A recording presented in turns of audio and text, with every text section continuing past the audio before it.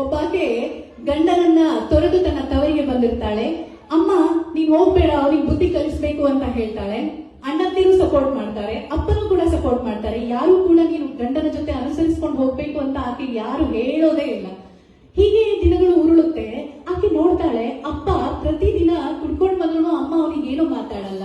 ಅವನೇನಾದ್ರೂ ಬೈದ್ರು ಕೈ ಎತ್ತಕ್ ಬಂದ್ರು ಅಮ್ಮ ಸುಮ್ಮನೆ ಇರ್ತಾಳೆ, ಅವನಿಗೆ ಊಟಕ್ಕೆ ಬಡಿಸ್ತಾಳೆ, ಎಲ್ಲವನ್ನ ಮಾಡ್ಕೊಡ್ತಾಳೆ.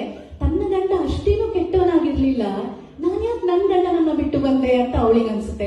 ತನ್ನ ಅಣ್ಣಂದಿರನ್ನ ತನ್ನ ಗಂಡನಿಗೆ ಕಂಪೇರ್ ಮಾಡಿ ನೋಡ್ತಾಳೆ. ಹೌದಲ್ವಾ, ಎಷ್ಟೋ ಒಳ್ಳೆ ಗುಣಗಳು ಕೂಡ ಅವನಿಗಿತ್ತು, ಮತ್ತ್ಯಾಕೆ ನಾನು ಆ ತರ ಡಿಸಿಷನ್ ತಗೊಂಡೆ ಅಂತ. ಇನ್ನೊಂದು, ಒಬ್ಬ ಗಂಡ ಹೆಂಡತಿ ಮಧ್ಯೆ ಡಿವೋರ್ಸ್ ಆಗತ್ತೆ. ಆತ ಹೇಳ್ತಾನೆ, ಅವನು ಲಾಯರ್ ಆಗಿರ್ತಾನೆ ಕೋರ್ಟ್ ಅಲ್ಲಿ, ನನಗೆ ನನ್ನ ಚಿಕ್ಕ ವಯಸ್ಸಿನಿಂದ ನನ್ನ ತಾಯಿ ಮೈ ತುಂಬಾ ಬಟ್ಟೆ ಹಾಕೋತಾ ಇದ್ರು, ಸೀರೆ ಉಟ್ಕೊಂಡು ಸಂಸ್ಕಾರಯುತವಾದಂತ ನಡವಳಿಕೆ ನೋಡ್ತಾ ಇದ್ದೆ. ನನ್ನ ಅಕ್ಕ ತಂಗಿರು ಕೂಡ ಹಾಗೆ ಇದ್ರು. ಆದ್ರೆ